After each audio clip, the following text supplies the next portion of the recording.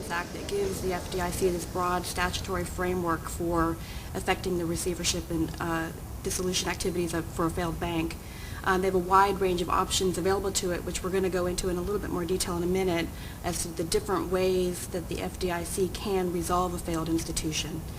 As Megan mentioned, one of the overriding principles is the least cost resolution, and the FDIC is obligated by statute to take the resolution that does offer the least cost to the Federal Deposit Insurance Fund. One of the only ways that you can get around that statutory mandate is what Megan mentioned, which is the systemic risk.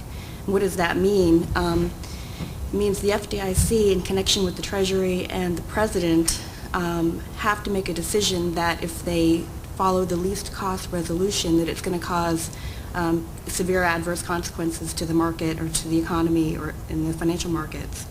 The FDIC has done this twice since it was granted this power. The first time it did this was in connection with the trying to facilitate the acquisition of Wachovia by Citi.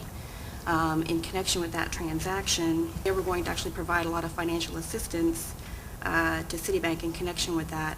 The other time that they have invoked the systemic risk was in connection with the adoption of the temporary liquidity guarantee program in October, which Megan mentioned briefly before about the different roles that the FDIC has as the insurer of deposits, the regulator, as the deposit insurance provider. It also has the ability to regulate institutions that are insured, and then it also kind of stepped out of this role in connection with the temporary liquidity guarantee program, and it is guaranteeing certain debt issued by financial institutions, which is not something that it has ever done before. So this was really kind of a step out of the normal arena for the FDIC. If I can jump in on that for a second, and out of the ordinary arena, because a lot of people from the outside were looking at this and how could the FDIC do this without a more specific congressional mandate? And that became a very big topic of discussion internally here within D.C. and also around the country. And because, a lot of, frankly, what I would view as other insiders like myself did not realize until they actually took the action about the value of that systemic risk authority. And as an interesting side note, what they structured for the Citi Wachovia transaction under that principle is they're not using that principle now per se, but they're using the similar structure in what looks to be what was announced in the morning's papers about Bank of America.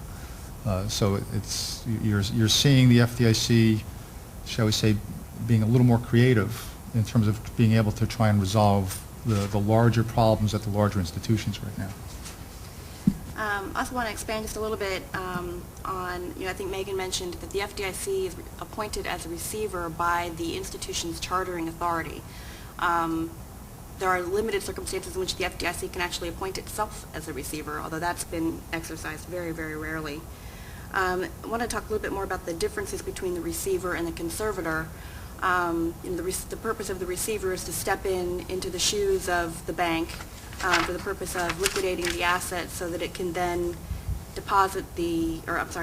return the depositor's funds to the extent that they're insured and uninsured. One of the things that came out of the financial crisis of the late 80s and early 90s was the depositor preference statute. So now the FDIC is obligated by statute to follow the certain order of the priority in returning funds to depositors and creditors and stockholders. The way it's structured, the FDIC actually becomes the largest creditor of the failed bank because it steps into the shoes of the insured depositors. So, for example, in the case of IndyMac, where 18 billion of their 19 billion of deposits were insured, the FDIC was out that $18 billion, but it steps into the shoes of the insured depositors. So in connection with the resolution of the assets of IndyMac and the sale of those assets, a lot of that money is going right back to the FDIC. Some of it has already gone to the uninsured depositors who received an advance dividend, I think of 50%. Yeah, 50 cents on the dollar. 50 cents on the dollar for their uninsured deposits.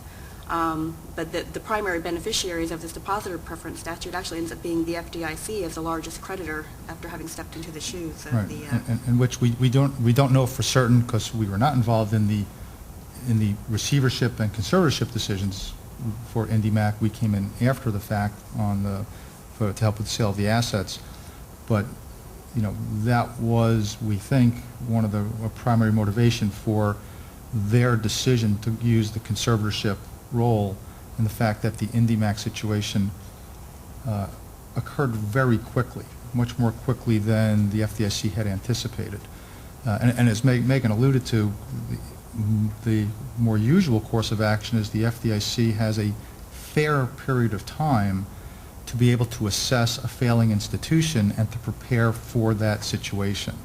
And in IndyMac and in a few other situations this year, that the speed with which things took place, just in the IndyMac situation, was a little more unique in terms of using the conservatorship in that regard. Different from one or two of the examples we'll give you in a few minutes on how the FDIC used conservatorships back in the 90s.